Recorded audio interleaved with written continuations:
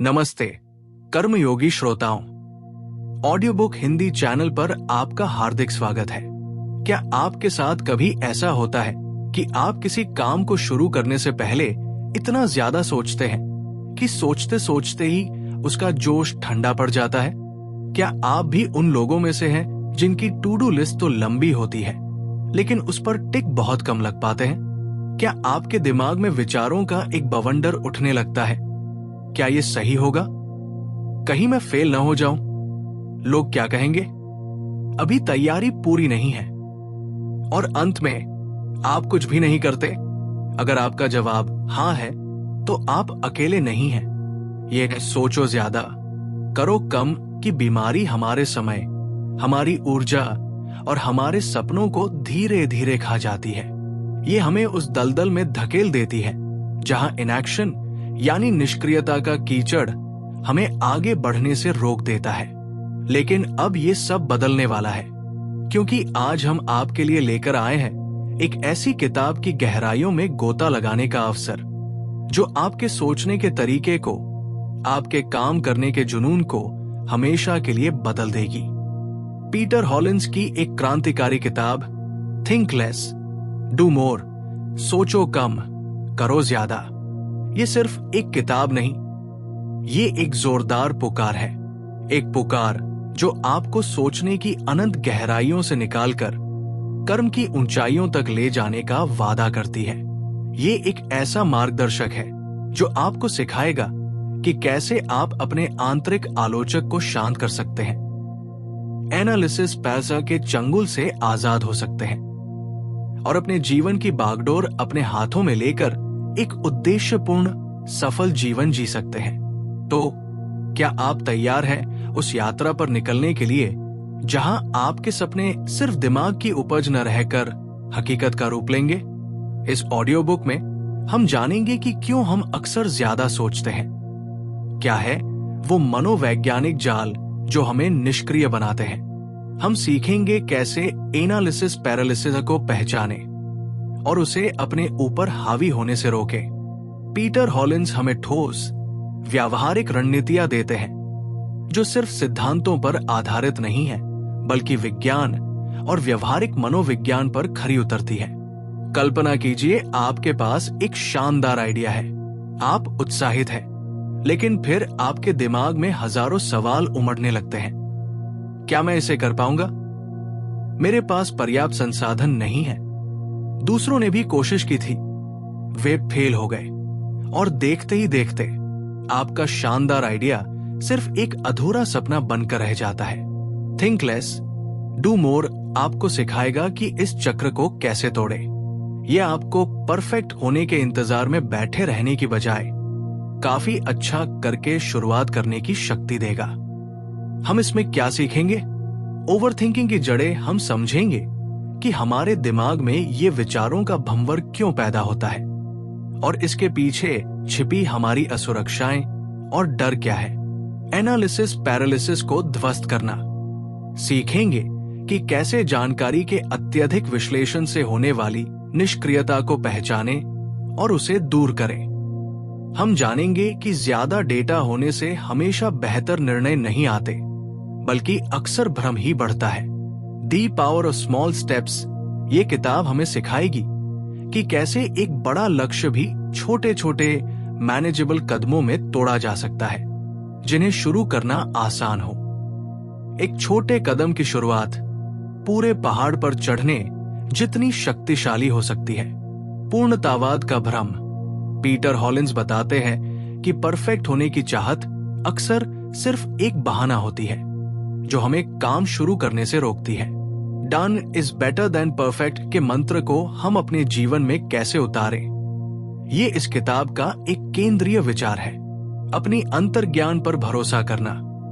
कभी कभी हमारा दिमाग जितना सोचता है, हमारा अंतर्ज्ञान उससे ज्यादा तेजी से और सही ढंग से काम करता है। हम सीखेंगे कि अपनी सहज प्रवृत्ति पर कैसे भरोसा करें और त्वरित निर्णय कैसे लें। डर और चिंता को गले लगाना। डर एक स्वाभाविक भावना है, लेकिन ये हमें अपाहिज न बनाए। ये किताब आपको सिखाएगी कि डर को अपना साथी कैसे बनाएं, न कि अपना दुश्मन। चुनौतियों को अवसरों में बदलने की कला। उत्पादकता के प्रभावी हैक्स सिर्फ सिद्धांत नहीं, आपको ऐसे व्यावहारिक टिप्स और ट्रिक्स मिलेंगे जो आपको तत्काल कार्रवाई करने, प्राथमिकताओं को तय करने और अपने समय का प्रभावी ढंग से प्रबंधन करने में मदद करेंगे। सिर्फ 5 मिनट का नियम, ये सरल लेकिन शक्तिशाली नियम आपको किसी भी काम को शुरू करने की जकड़न से आजाद करेगा। हम जानेंगे कि कैसे सिर्फ 5 मिनट किसी भी बड़ी रुकावट को दूर करने की कुंजी बन सकते हैं। सफलता के चक्र का निर्माण जब आप कम सोचते और ज्यादा करते हैं, तो आप सफलता के एक सकारात्मक चक्र में प्रवेश करते हैं, जहां हर छोटा कार्य आपको अगले बड़े कार्य के लिए प्रेरित करता है। तो इस किताब को सुनने के बाद आप क्या उम्मीद कर सकते हैं? आपकी टू डू लिस्ट पर टिक मार्क बढ़ेंगे, आपके अधूरे प्रोजेक्ट्स पूरे होंगे, आप कम तनावग्रस्त और ज्यादा आत्मविश्वासी महसूस करेंगे, आपकी रचनात्मकता फल फूल रही होगी, आप हर दिन कुछ नया सीख रहे होंगे, कुछ नया कर रहे होंगे, आप अपनी क्षमता का पूरा उपयोग कर पा रहे होंगे और अपनी छिपी हुई प्रतिभा को बाहर निकाल पाएंगे। आपके जीवन में संतुष्टि और उपलब्धि का एक नया स्तर आएगा। ये सिर्फ एक ऑडियो बुक नहीं, ये आपके जीवन को बदलने का एक अवसर है। एक अवसर उस व्यक्ति में बदलने का जो सपने देखता है और उन्हें साकार भी करता है। उस व्यक्ति में बदलने का जो चुनौतियों से घबराता नहीं, बल्कि उन्हें पार करने का रास्ता खोजता है। अगर आप भी उन लाखों लोगों में से एक हैं जो सोचते ज्यादा है और करते कम, तो ये किताब आपके लिए एक वरदान साबित होगी। यह आपको एक नई दिशा देगी, एक नई ऊर्जा देगी और सबसे महत्वपूर्ण, आपको कार्य करने की प्रेरणा देगी। तो देर किस बात की? अपनी हेडफोन लगाइए, अपनी सोच को एक किनारे रखिए और इस रोमांचक यात्रा पर हमारे साथ निकले। अभी थिंक लेस, डू मोर की ऑडियो बुक सुनना शुरू करें और अपने जीवन में उस बदलाव को देखें जिसकी आप कल्पना भी नहीं कर सकते।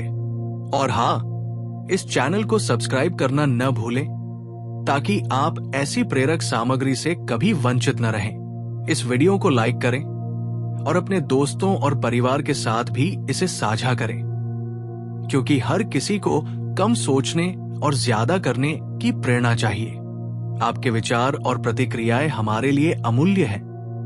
तो कमेंट सेक्शन में हमें जरूर बताएं कि आप इस किताब से क्या उम्मीद करते हैं और कौन से विचार आपके साथ सबसे ज्यादा रेसोनेट करते हैं।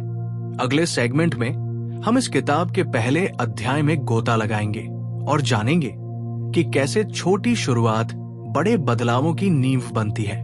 जुड़े रहिए, प्रेरित रहिए और सोचो कम, करो ज्यादा के मंत्र को अपने जीवन का हिस्सा बनाइए। अब बस सोचना बंद कीजिए और कुछ करिए। आपकी उत्सुकता बताती है कि आप दर्शकों को इस क्रांतिकारी किताब से जोड़ने के लिए पूरी तरह तैयार हैं। पिछले सेगमेंट में हमने थिंक लेस, डू मोर की एक रोमांचक शुरुआत की थी। अब आइए इस यात्रा के पहले और सबसे महत्वपूर्ण पड़ाव पर चलते हैं, ओवरथिंकिंग की पहचान और एनालिसिस पैरालिसिस को समझना। कर्मयोगी श्रोताओं, पिछले सेगमेंट में हमने जाना कि कैसे पीटर हॉलिंस की किताब थिंक लेस, डू मोर हमारे जीवन को निष्क्रियता के दलदल से निकालकर कर्म के पथ पर अग्रसर कर सकती है। लेकिन इससे पहले कि हम समाधानों की ओर बढ़े, हमें दुश्मन को पहचानना होगा।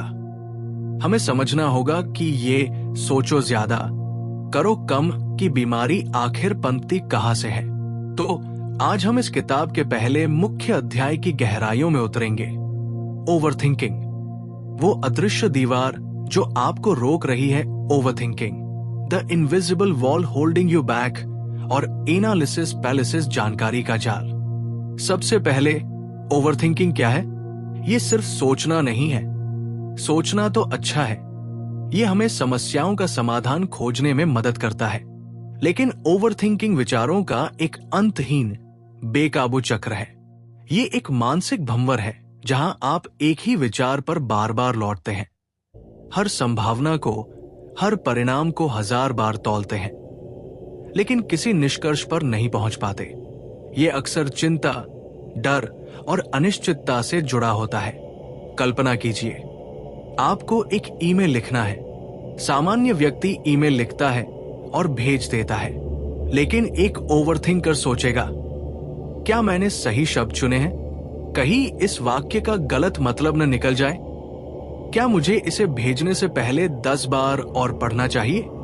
कहीं ये ईमेल मेरे बॉस को नापसंद ना आ जाए? शायद मुझे इसे कल तक टाल देना चाहिए ताकि मैं और बेहतर सोच सकूं। और देखते ही देखते 10 मिनट का काम 2 घंटे का मानसिक संघर्ष बन जाता है, और कई बार तो ईमेल भेजा ही नहीं जाता। पीटर हॉलिंस कहते हैं, ओवरथिंकिंग सिर्फ सोचने की आदत नहीं है, ये काम टालने की एक परिष्कृत रणनीति है। अब बात करते हैं इसके सबसे घातक परिणाम की, एनालिसिस पैरालिसिस। ये वो स्थिति है जब आपके पास किसी निर्णय या कार्य के लिए इतनी अधिक जानकारी या विकल्प होते हैं कि आप उनमें से किसी को भी चुनने में अक्षम हो जाते हैं।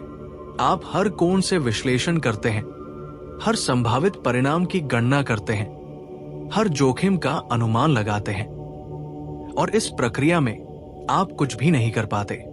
आप इतनी जानकारी में डूब जाते हैं कि आप एक कदम भी आगे नहीं बढ़ पाते। कल्पना करें, आपको एक नया लैपटॉप खरीदना है। आप ऑनलाइन जाते हैं और हजारों मॉडल, स्पेसिफिकेशंस, रिव्यूज देखते हैं। क्या मुझे इंटेल या AMD प्रोसेसर लेना चाहिए? कितनी RAM पर्याप्त होगी? SSD ज्यादा अच्छा है या HDD? क्या इस ब्रांड की सर्विस अच्छी है?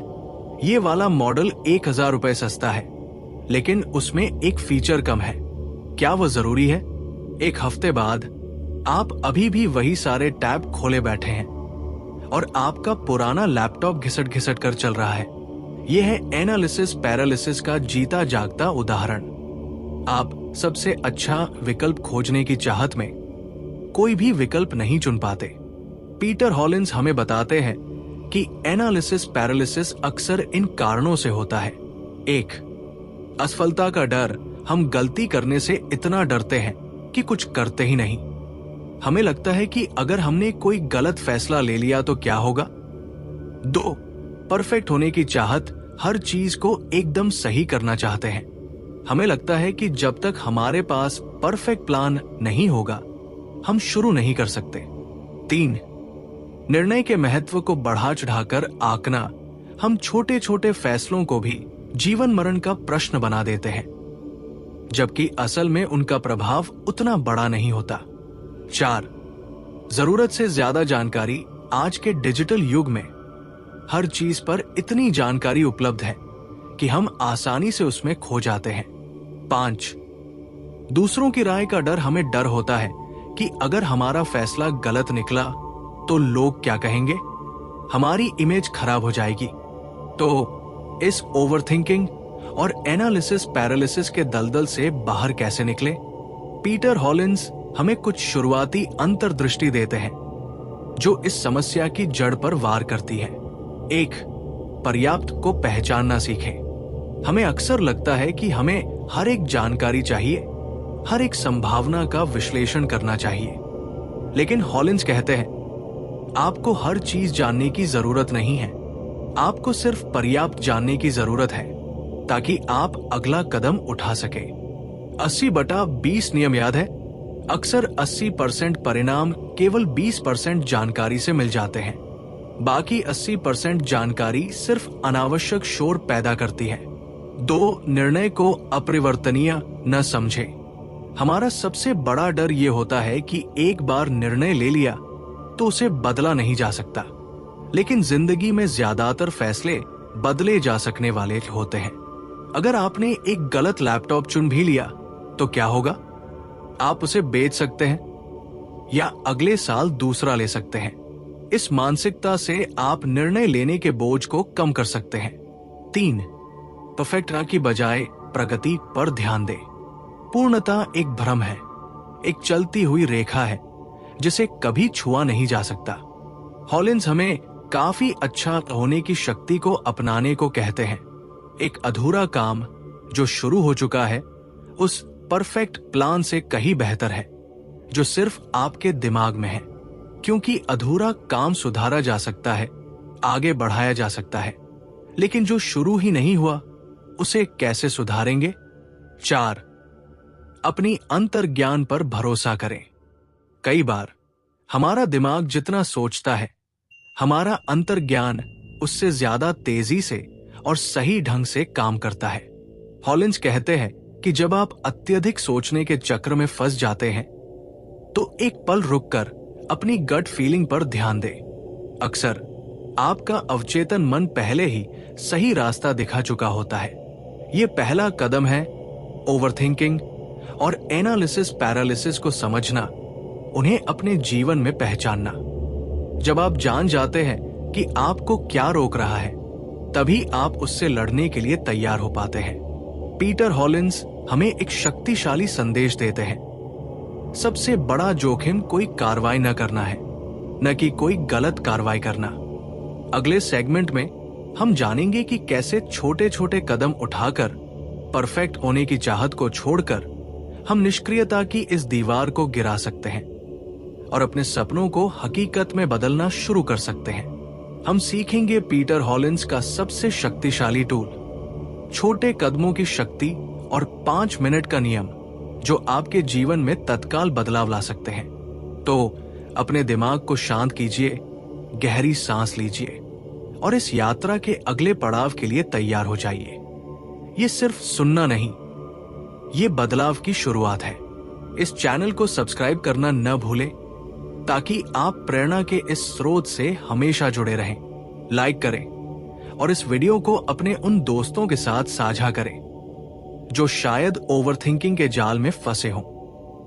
हमें कमेंट्स में बताएं, क्या आप भी ओवरथिंकिंग या एनालिसिस पैरालिसिस का शिकार रहे हैं और कौन सा उदाहरण आपके साथ सबसे ज्यादा जुड़ा। अब बस सोचना बंद कीजिए और कुछ करिए।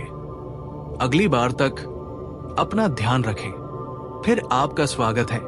पिछले सेगमेंट में हमने ओवरथिंकिंग और एनालिसिस पैरालिसिस के उस अदृश्य जाल को पहचाना था जो हमें सिर्फ सोचने पर मजबूर करता है, काम करने से रोकता है। हमने जाना कि कैसे परफेक्ट की चाहत हमें निष्क्रिय बना देती है। आज हम पीटर हॉलिंस की किताब थिंक लेस डू मोर के एक ऐसे मूलभूत सिद्धांत की गहराई में उतरेंगे जो इस जाल को तोड़ने की कुंजी है। ये सिद्धांत है, पर्याप्त को पहचानना सीखें। ये सिर्फ एक विचार नहीं, ये एक मानसिकता है। एक ऐसी मानसिकता जो हमें अनंत जानकारी के सागर में डूबने से बचाती है और हमें निर्णय लेने और आगे बढ़ने की शक्ति देती है। तो पर्याप्त का अर्थ क्या है? अक्सर हम पर्याप्त को बेस्ट या परफेक्ट के साथ भ्रमित कर देते हैं। पीटर हॉलिंस हमें सिखाते हैं कि पर्याप्त का मतलब ये नहीं है कि आप लापरवाही करें या कमजोर काम करें। इसका मतलब ये भी नहीं कि आप बिना सोचे समझे कोई भी फैसला ले लें। पर्याप्त का सीधा सा अर्थ है, उतना काफी है जितना आपको अगला कदम उठाने के लिए चाहिए। ये वो बिंदु है जहां आपके पास इतनी जानकारी, इतना विचार विमर्श या इतनी तैयारी हो चुकी होती है कि आप अब रुककर कार्रवाई कर सके। ये वो सीमा है जहां रुककर आप की अंतहीन खोज को छोड़कर प्रगति की ओर कदम बढ़ा सकते हैं। लेकिन हम पर्याप्त को पहचानने में क्यों असफल होते हैं? ये सवाल जितना आसान लगता है, जवाब उतना ही जटिल है। हॉलिंस बताते हैं कि इसके पीछे हमारी कुछ गहरी मनोवैज्ञानिक प्रवृत्तियां काम करती हैं। 1, परफेक्ट होने की अदम्य इच्छा। हम इंसानों को हर चीज परफेक्ट चाहिए। हमें लगता है कि अगर हम कोई काम शुरू कर रहे हैं तो उसमें कोई कमी नहीं होनी चाहिए। अगर हम कोई निर्णय ले रहे हैं तो वो सबसे अच्छा होना चाहिए। इस परफेक्ट की खोज में हम जानकारी बटोरते रहते हैं, विश्लेषण करते रहते हैं और कभी काफी है कि बिंदु तक पहुंच ही नहीं पाते। हम भूल जाते हैं कि परफेक्ट अक्सर सिर्फ एक चलती हुई रेखा होती है जिसे कभी छुआ नहीं जा सकता। हॉलिंस कहते हैं पूर्णता की खोज अक्सर केवल निष्क्रियता का एक फैंसी नाम है। 2. असफलता का डर। हमें लगता है कि अगर हमने पर्याप्त जानकारी के साथ काम शुरू किया और वो असफल हो गया तो क्या होगा? लोग क्या कहेंगे? हम खुद को कैसे माफ करेंगे? ये डर हमें अत्यधिक सोचने पर मजबूर करता है ताकि हम संभावित जोखिमों को कम कर सकें। हम सोचते हैं कि जितनी ज्यादा जानकारी होगी उतनी ही कम गलती की संभावना होगी, लेकिन आयरॉनिकली ज्यादा जानकारी हमें निष्क्रिय कर देती है और निष्क्रियता ही सबसे बड़ी असफलता है। 3. अनिश्चितता के प्रति असहजता। मानव मस्तिष्क निश्चितता की तलाश करता है। अनिश्चितता हमें बेचैन कर देती है। हम हर संभव परिणाम जानना चाहते हैं, हर बाधा का पहले से ही समाधान खोजना चाहते हैं, लेकिन जीवन में 100% निश्चितता कभी नहीं होती। पर्याप्त को पहचानने का मतलब है अनिश्चितता के कुछ स्तर को स्वीकार करना और इसके बावजूद आगे बढ़ना। 4. जानकारी का अत्यधिक दबाव। आज के डिजिटल युग में हमें हर चीज पर इतनी जानकारी मिलती है कि हम उसमें खो जाते हैं। गूगल सर्च में 1000 लिंक्स, यूट्यूब पर सैकड़ों वीडियो, किताबों का अंबार, ये सब हमें भ्रमित करता है और हमें लगता है कि हमें ये सब देखना पढ़ना जरूरी है, जबकि वास्तव में अधिकांश जानकारी दोहराव वाली या अनावश्यक होती है। तो पर्याप्त की शक्ति क्या है और इसे कैसे अपनाएं? पीटर हॉलिंस हमें पर्याप्त को पहचानने और उसे अपने जीवन में उतारने के लिए कुछ ठोस रणनीतियां देते हैं। 1.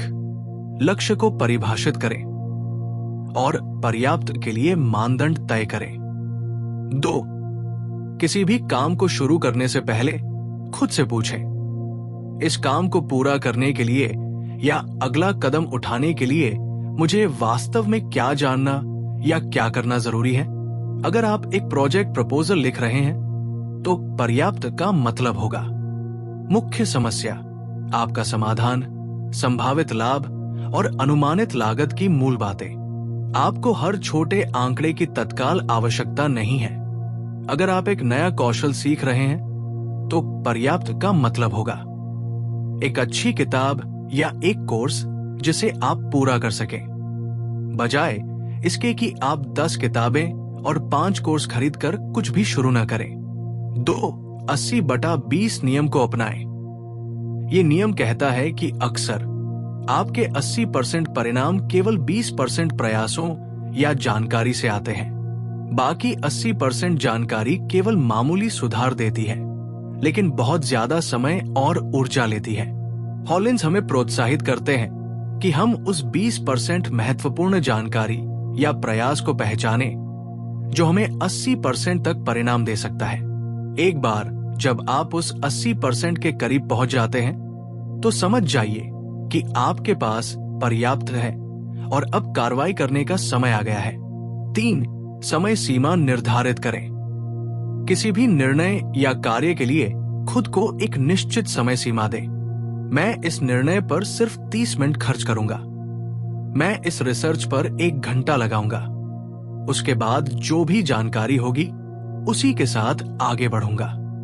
ये रणनीति आपको अनंत जानकारी के दलदल में धंसने से रोकती है और आपको समय रहते कार्रवाई करने पर मजबूर करती है। जब घड़ी टिक टिक करती है तो आप ज्यादा केंद्रित और कुशल हो जाते हैं। 4. काफी अच्छा होने की मानसिकता अपनाएं। Peter Hollins done is better than perfect के मंत्र को दोहराते हैं। काफी अच्छा का मतलब लापरवाह नहीं है। इसका मतलब है कि आप अपनी पूरी क्षमता से काम करें, लेकिन परफेक्ट होने की ऐसी बेड़ियों में न बंधे जो आपको कभी काम शुरू ही न करने दे। आप एक ब्लॉग पोस्ट लिख रहे हैं। काफी अच्छा का मतलब है कि पोस्ट में अच्छी जानकारी है, वो व्याकरणिक रूप से सही है और समझने में आसान है। परफेक्ट का मतलब होगा उसे 50 बार एडिट करना और कभी पब्लिश न करना। 5. पुनरावृत्ति की शक्ति को समझें। ये सोचना कि आपका पहला प्रयास ही अंतिम और निर्दोष होगा एक भ्रम है। जीवन एक निरंतर सीखने और सुधारने की प्रक्रिया है। पर्याप्त जानकारी के साथ शुरुआत करें, काम करें, प्रतिक्रिया प्राप्त करें और फिर सुधार करें। ये आइटरेटिव प्रक्रिया आपको हर बार बेहतर बनाएगी। आपका पहला प्रोडक्ट, आपका पहला लेख, आपकी पहली प्रस्तुति कभी परफेक्ट नहीं होगी, लेकिन ये आपको सीखने और विकसित होने का अवसर देगी। 6. क्या ये पलटा जा सकता है? पूछें। ज्यादातर फैसले उतने निर्णायक नहीं होते जितने हमें लगते हैं। खुद से पूछें, अगर मैंने ये फैसला लिया और ये गलत निकला, तो क्या मैं इसे ठीक कर सकता हूं या बदल सकता हूं? ज्यादातर छोटे और मध्यम स्तर के फैसले पलटे जा सकते हैं या उनके प्रभाव को कम किया जा सकता है। ये जानने से निर्णय लेने का बोझ कम होता है और आप पर्याप्त होने पर भी आगे बढ़ पाते हैं। सोचिए, अगर आप हर बार पर्याप्त को पहचानकर आगे बढ़े तो क्या होगा? आप कम तनावग्रस्त महसूस करेंगे, आपकी रचनात्मकता को पंख लगेंगे, आपके अधूरे काम पूरे होंगे, आप अपनी क्षमताओं का पूरा उपयोग कर पाएंगे, आप अपने सपनों को सिर्फ देखते नहीं रहेंगे बल्कि उन्हें हकीकत में बदलेंगे। ये एक स्वतंत्रता है, उस मानसिक बंधन से आजादी जो हमें परफेक्ट की खोज में बांधे रखती है। ये थिंक लेस डू मोर का सार है। तो अगली बार जब आप खुद को अत्यधिक जानकारी के दलदल में फंसा पाएं या परफेक्ट होने की चाहत में निष्क्रिय महसूस करें, तो एक पल रुकें और खुद से पूछें, क्या मेरे पास अगले कदम के लिए पर्याप्त है? आपका जवाब अक्सर हाँ ही होगा।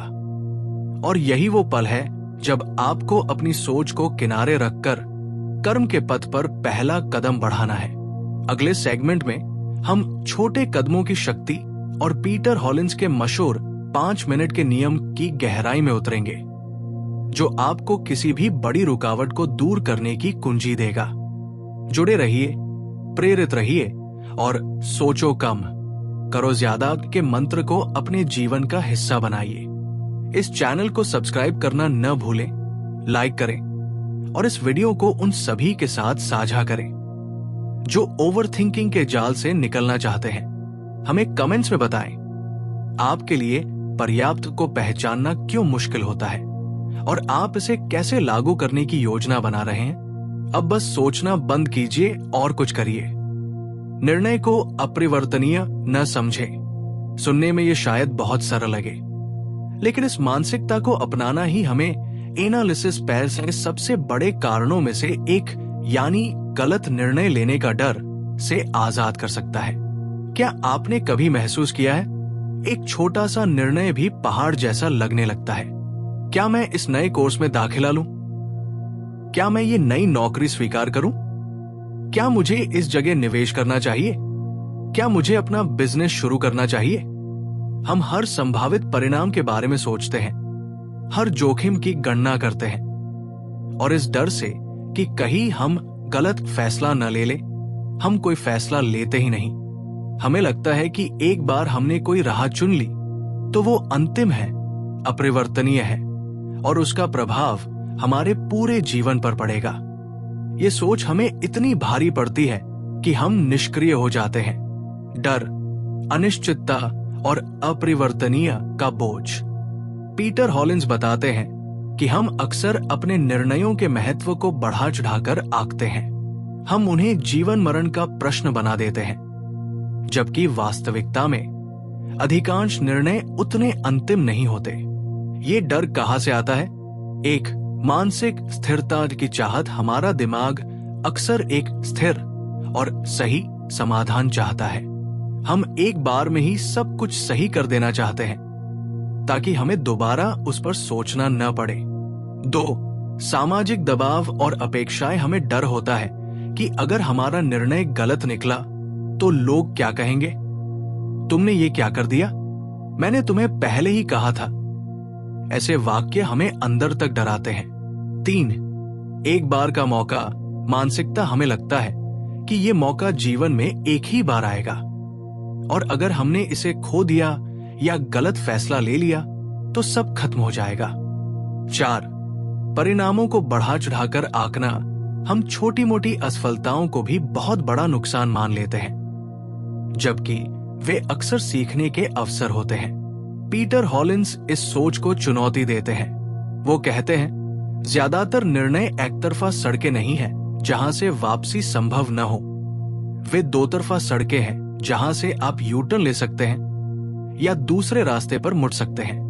कैसे पहचाने कि आपका निर्णय अपरिवर्तनीय नहीं है? हॉलिंस हमें इस मानसिकता को बदलने के लिए कुछ तरीके सुझाते हैं। 1. गैर घातक बनाम घातक निर्णय। अपने निर्णय को 2 श्रेणियों में बांटे। गैर घातक निर्णय, ये वे निर्णय हैं जिनके गलत होने पर भी आप आसानी से उन्हें पलट सकते हैं, ठीक कर सकते हैं या उनके प्रभावों को कम कर सकते हैं। उदाहरण के लिए, एक नई रेसिपी ट्राई करना, एक नई किताब पढ़ना, एक नया सॉफ्टवेयर सीखना, एक नया वर्कआउट शुरू करना। ऐसे निर्णयों का गलत होना आमतौर पर कोई गंभीर दीर्घकालिक परिणाम नहीं देता। घातक निर्णय, ये वे निर्णय हैं जिनके गलत होने पर वास्तव में गंभीर, अपरिवर्तनीय या बहुत महंगे परिणाम हो सकते हैं। उदाहरण के लिए, कोई बड़ा मेडिकल निर्णय, किसी बहुत बड़े निवेश का फैसला जैसे घर या बहुत महंगा स्टॉक या कोई कानूनी समझौता। ऐसे निर्णय बहुत कम होते हैं और इनके लिए ज्यादा सोच विचार और सावधानी की जरूरत होती है। हॉलिंस का संदेश स्पष्ट है, हमारे 99% निर्णय गैर घातक होते हैं।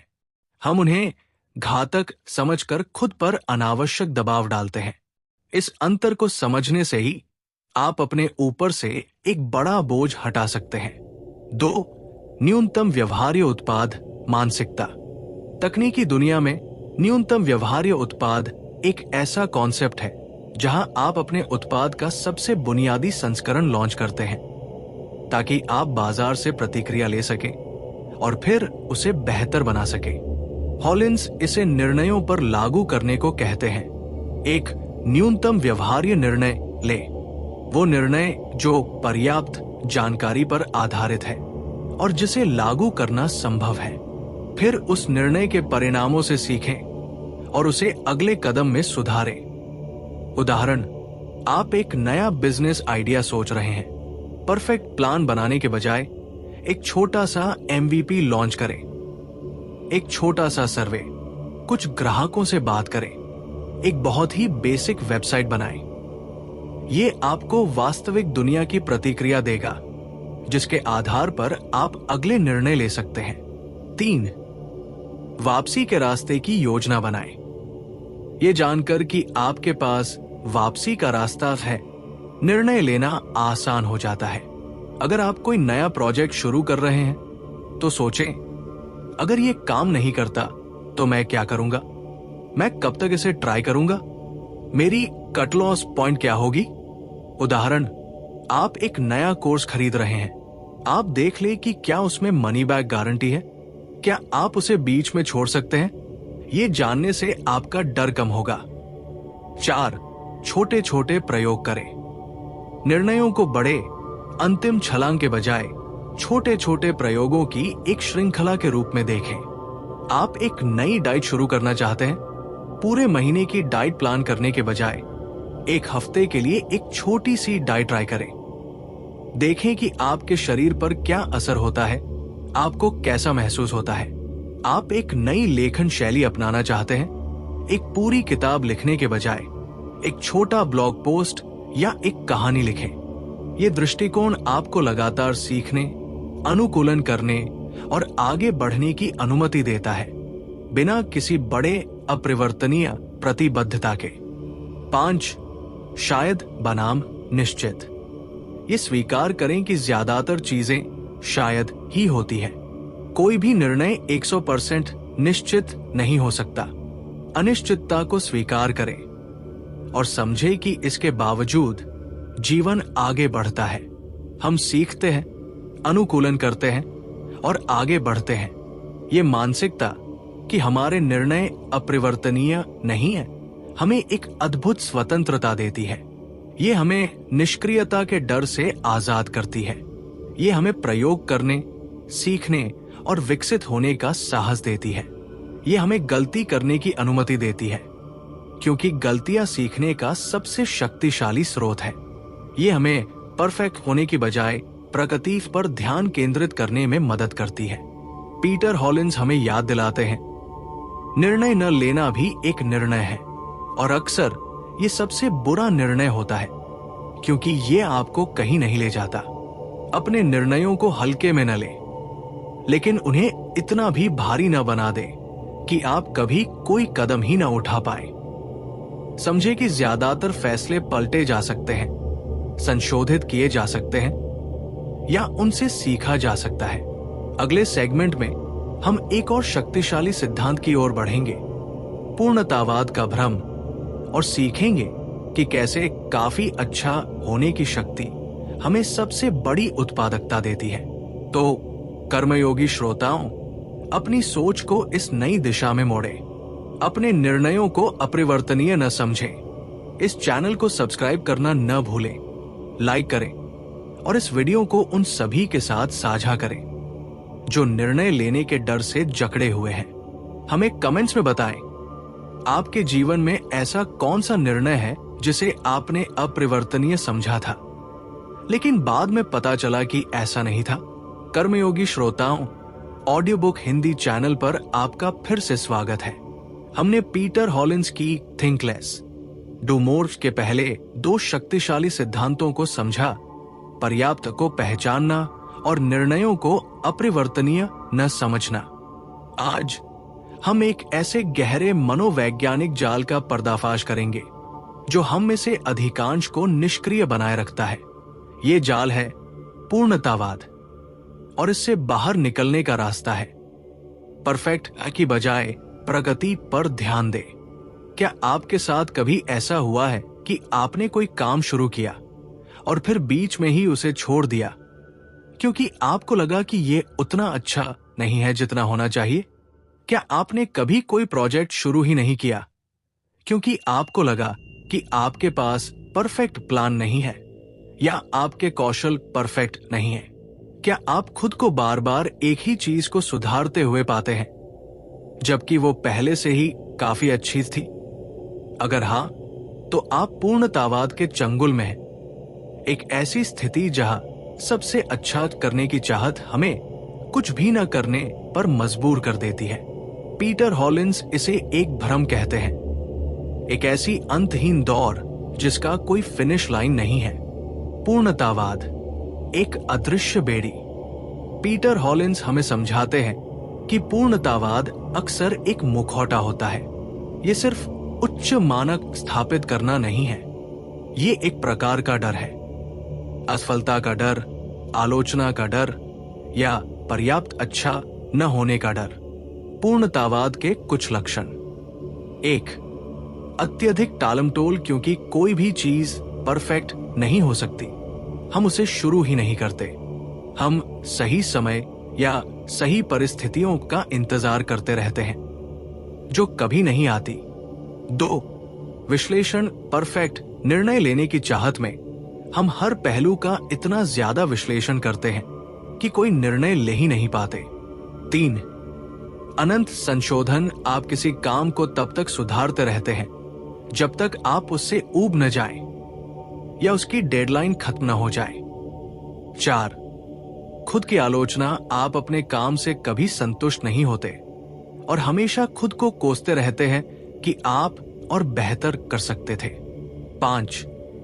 अधूरे प्रोजेक्ट्स, आप कई प्रोजेक्ट शुरू करते हैं लेकिन क्योंकि आप कभी भी उन्हें परफेक्ट नहीं बना पाते, वे बीच में ही अटके रह जाते हैं। पीटर हॉलिंस कहते हैं, पूर्णतावाद एक ऐसी बीमारी है जो आपको काम करने से रोकती है, क्योंकि आपको डर होता है कि आपका काम कभी भी आपके अपने काल्पनिक उच्च मानकों पर खरा नहीं उतरेगा। ये हमें उस दुनिया में ले जाता है जहां इनएक्शन ही हमारी सबसे बड़ी उपलब्धि बन जाती है। प्रगति की शक्ति, पूर्णतावाद का एंटीडोट। हॉलिंस हमें पूर्णतावाद के इस हानिकारक चक्र को तोड़ने के लिए प्रगति पर ध्यान केंद्रित करने का सिद्धांत देते हैं। प्रगति का अर्थ है आगे बढ़ना, चाहे कितना भी छोटा कदम क्यों न हो। प्रगति का अर्थ है सीखना, सुधारना और विकसित होना। प्रगति का अर्थ है किया हुआ काम, भले ही वो परफेक्ट न हो। कैसे अपनाएं प्रगति की मानसिकता? 1. काफी अच्छा को गले लगाएं। पीटर हॉलिंस का सबसे शक्तिशाली मंत्र है done is better than perfect. ये कहना आसान है लेकिन करना मुश्किल। काफी अच्छा का मतलब है कि आपका काम उस उद्देश्य को पूरा करता है जिसके लिए वह बना है। ये कार्यात्मक है, स्वीकार्य है और अपने लक्ष्य को प्राप्त करने के लिए पर्याप्त है। उदाहरण, आपको एक ईमेल भेजना है। काफी अच्छा ईमेल वह है जो स्पष्ट है, जानकारीपूर्ण है और सही व्यक्ति को भेजा गया है। परफेक्ट ईमेल वह है जिसे आप व्याकरण और शब्दों पर घंटों बिताकर कभी भेज ही नहीं पाते। 2 छोटे छोटे मैनेजेबल कदम उठाएं। पूर्णतावाद अक्सर बड़े लक्ष्यों के सामने पस्त हो जाता है। एक विशाल पहाड़ को देखकर हमें लगता है कि हम कभी नहीं चढ़ पाएंगे। प्रगति की मानसिकता आपको सिखाती है कि आप अपने बड़े लक्ष्य को छोटे छोटे शुरू करने योग्य टुकड़ों में तोड़ दें। हर एक छोटा कदम एक प्रगति है। उदाहरण, आपको एक किताब लिखनी है। परफेक्ट किताब लिखने की सोचने के बजाय हर दिन एक पैराग्राफ या एक पेज लिखने का लक्ष्य बनाएं। हर लिखा हुआ पैराग्राफ आपकी प्रगति है। 3. प्रक्रिया पर ध्यान दें, परिणाम पर नहीं। जब हम केवल परफेक्ट परिणाम पर ध्यान केंद्रित करते हैं तो हम अक्सर हताश हो जाते हैं। प्रगति की मानसिकता आपको प्रक्रिया का आनंद लेने, हर छोटे कदम का जश्न मनाने के लिए प्रेरित करती है। उदाहरण, आप एक नई भाषा सीख रहे हैं। परफेक्ट फ्रेंच बोलने की बजाय हर दिन 15 मिनट अभ्यास करने की प्रक्रिया पर ध्यान दें। हर दिन की ये प्रगति ही आपको अंततः लक्ष्य तक ले जाएगी। 4. फीडबैक ले और सुधारें। पूर्णतावादी अक्सर अपना काम किसी को दिखाने से डरते हैं क्योंकि उन्हें आलोचना का डर होता है। लेकिन प्रगति की मानसिकता कहती है कि फीडबैक एक उपहार है। अपना काफी अच्छा काम दूसरों को दिखाएं, उनकी राय लें और फिर उसके आधार पर सुधार करें। ये एक पुनरावृत्ति का चक्र है। करो, सीखो, सुधारो, फिर से करो। यह आपको धीरे धीरे परफेक्ट के करीब ले जाता है, लेकिन परफेक्ट होने के इंतजार में निष्क्रिय नहीं रखता। 5. अपनी गलतियों को सीखने का अवसर माने। पूर्णतावादी गलतियों से बहुत डरते हैं। प्रगति की मानसिकता कहती है कि गलतियां अपरिहार्य हैं और वे सीखने का सबसे तेज तरीका है। जब आप कुछ करते हैं तो आप गलतियां करते हैं, लेकिन हर गलती आपको सिखाती है कि अगली बार क्या बेहतर करना है। जो व्यक्ति कुछ नहीं करता वो गलती नहीं करता, लेकिन वो सीखता भी कुछ नहीं है। मॉडल उत्कृष्ट। पीटर हॉलिंस की थिंक लेस डू मोर किताब का चौथा महत्वपूर्ण सिद्धांत, अपनी अंतर्ज्ञान पर भरोसा करें, ओवरथिंकिंग और एनालिसिस पैरालिसिस के खिलाफ एक शक्तिशाली उपकरण है। आइए इस पर एक विस्तृत और प्रेरक स्क्रिप्ट तैयार करते हैं जो आपके दर्शकों को गहराई से जोड़े रखेगी। कर्मयोगी श्रोताओं, ऑडियो बुक हिंदी चैनल पर आपका फिर से स्वागत है। हमने पीटर हॉलिंस की थिंक लेस डू मोर से सीखा कि कैसे पर्याप्त को पहचानना, निर्णयों को अपरिवर्तनीय न समझना और प्रकृति पर ध्यान देना हमें निष्क्रियता के दलदल से बाहर निकालता है। आज हम एक ऐसे आंतरिक शक्ति स्रोत की बात करेंगे जिसे हम अक्सर नजरअंदाज कर देते हैं, हमारी अंतर्ज्ञान। आज का सिद्धांत है अपनी अंतर्ज्ञान पर भरोसा करें। क्या आपके साथ कभी ऐसा हुआ है कि आपने किसी स्थिति के बारे में कुछ महसूस किया हो या किसी व्यक्ति के बारे में गट फीलिंग आई हो, भले ही आपके पास कोई ठोस तर्क न हो? क्या आपने कभी कोई निर्णय लिया और बाद में सोचा, मुझे पहले से ही पता था कि यह सही फैसला था, लेकिन मैंने अपने दिमाग को ज्यादा सोचने दिया? क्या आप अक्सर किसी काम को शुरू करने से पहले इतना ज्यादा सोचते हैं कि आपके अंदर की आवाज दब जाती है और आप खुद को उलझा हुआ महसूस करते हैं? अगर हाँ, तो आप अपनी अंतर्ज्ञान की शक्ति को अनदेखा कर रहे हैं। पीटर हॉलिन्स हमें सिखाते हैं कि अत्यधिक सोचने की हमारी आदत अक्सर हमारे सबसे विश्वसनीय मार्गदर्शक, हमारी अपनी आंतरिक आवाज को शांत कर देती है। अंतर्ज्ञान क्या है? क्या ये सिर्फ एक भावना है? हॉलिन्स हमें बताते हैं कि अंतर्ज्ञान सिर्फ एक रहस्यमय भावना नहीं है। ये हमारे अवचेतन मन का परिणाम है जो हमारे अनुभवों, ज्ञान, पैटर्न और भावनाओं को तेजी से संसाधित करता है। यह आपके दिमाग का वो हिस्सा है जो इतनी तेजी से जानकारी को जोड़ता है कि हमें उसका तार्किक विश्लेषण करने का समय ही नहीं मिलता। कल्पना कीजिए, आप क्रिकेट देख रहे हैं। एक अनुभवी बल्लेबाज गेंद को देखते ही समझ जाता है कि वो कहाँ गिरेगी और उसे कैसे खेलना है, बिना हर एंगल का गणित लगाए। ये उसका अंतर्ज्ञान है जो वर्षों के अनुभव से विकसित हुआ है। अंतर्ज्ञान तेज है, यह आपको तुरंत प्रतिक्रिया देता है। अंतर्ज्ञान पैटर्न आधारित है, यह आपके पिछले अनुभवों और सीखी हुई बातों पर आधारित होता है। अंतर्ज्ञान अक्सर हमें सही दिशा दिखाता है, खासकर अनिश्चित परिस्थितियों में। हम अपनी अंतर्ज्ञान पर भरोसा क्यों नहीं कर पाते? 1. तर्क और प्रमाण की आवश्यकता। हमारा आधुनिक समाज हमें सिखाता है कि हमें हर चीज के पीछे एक तार्किक कारण और प्रमाण चाहिए। अंतर्ज्ञान अक्सर बिना किसी ठोस सबूत के आता है, इसलिए हम इसे खारिज कर देते हैं। 2. गलती करने का डर। हमें डर होता है कि अगर हमने सिर्फ अपनी फीलिंग पर भरोसा किया और वो गलत निकली तो क्या होगा? हम खुद को या दूसरों को कैसे समझाएंगे? 3. ओवरथिंकिंग की आदत। हम इतने आदी हो चुके हैं कि हर चीज पर घंटों विचार करें कि जब कोई त्वरित आंतरिक उत्तर आता है तो हम उसे गंभीरता से नहीं लेते। 4. पिछले नकारात्मक अनुभव। अगर अतीत में कभी आपकी अंतर्ज्ञान ने आपको गुमराह किया हो तो आप उस पर भरोसा करने से कतराते हैं। पीटर हॉलिन्स कहते हैं, अत्यधिक सोच अक्सर हमारे प्राकृतिक नेविगेशन सिस्टम, हमारी अंतर्ज्ञान को जाम कर देती है। हमें इसे फिर से सक्रिय करना सीखना होगा। अपनी अंतर्ज्ञान पर भरोसा कैसे करें और उसे कैसे विकसित करें? हॉलिन्स हमें इस महत्वपूर्ण कौशल को विकसित करने के लिए कुछ व्यावहारिक रणनीतियां देते हैं। 1. अपनी गट फीलिंग को पहचाने। ये पहला कदम है। जब आप किसी निर्णय का सामना कर रहे हो तो एक पल रुके, अपने शरीर पर ध्यान दें। क्या आपको अपने पेट में कुछ महसूस हो रहा है? क्या ये हल्का है या भारी? क्या आपको सहजता महसूस हो रही है या तनाव?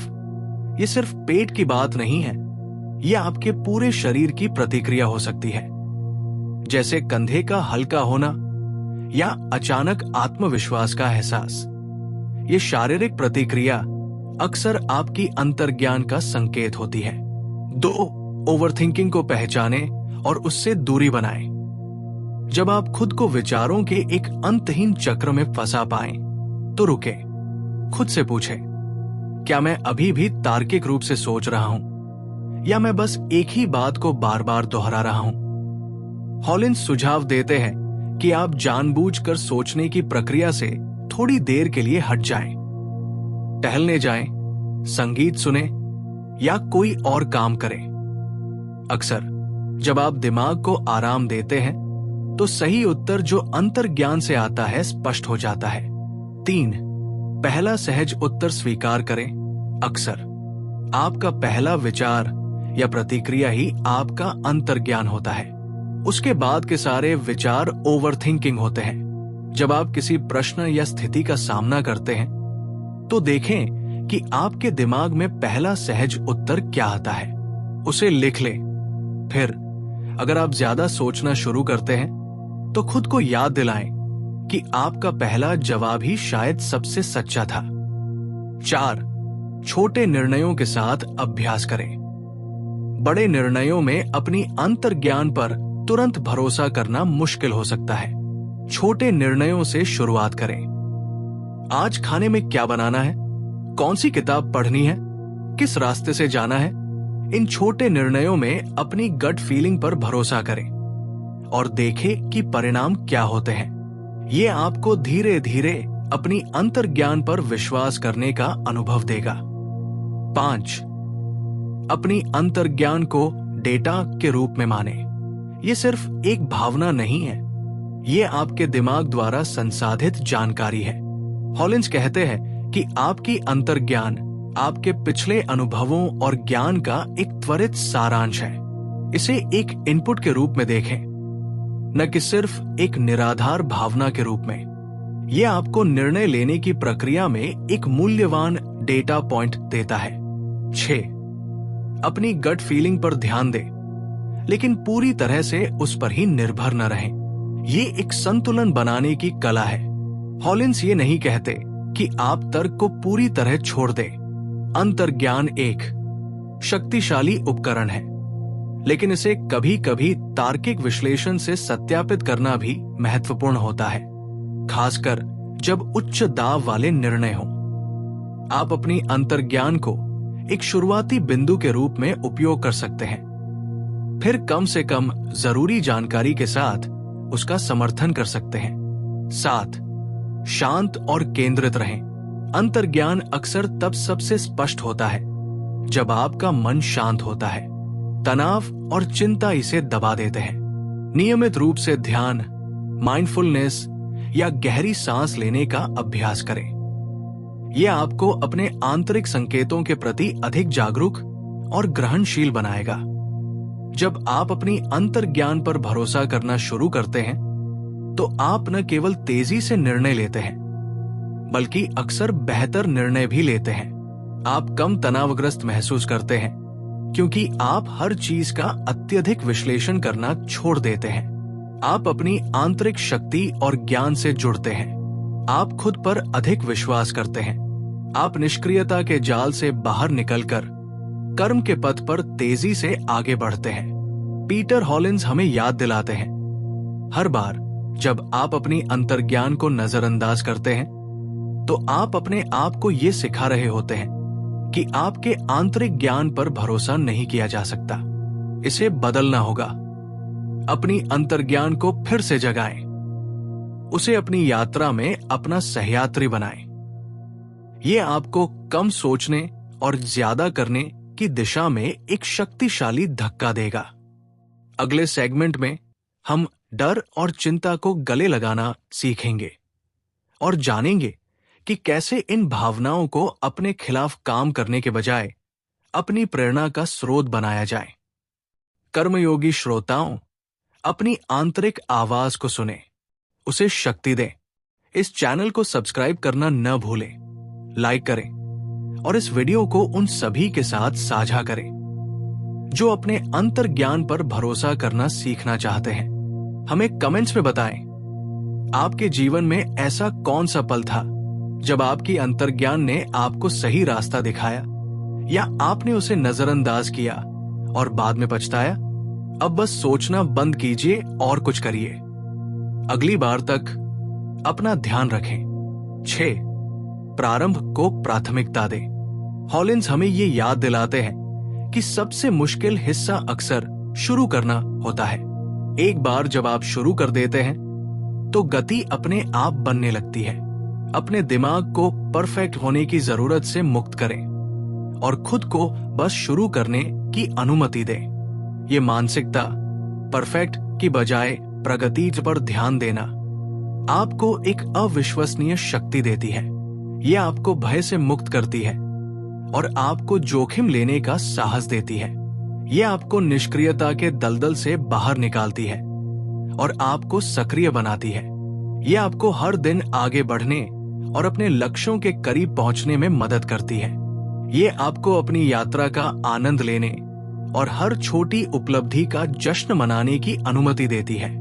पीटर हॉलिंस का ये सिद्धांत न केवल आपको अधिक उत्पादक बनाता है, बल्कि ये आपके मानसिक स्वास्थ्य के लिए भी चमत्कार करता है।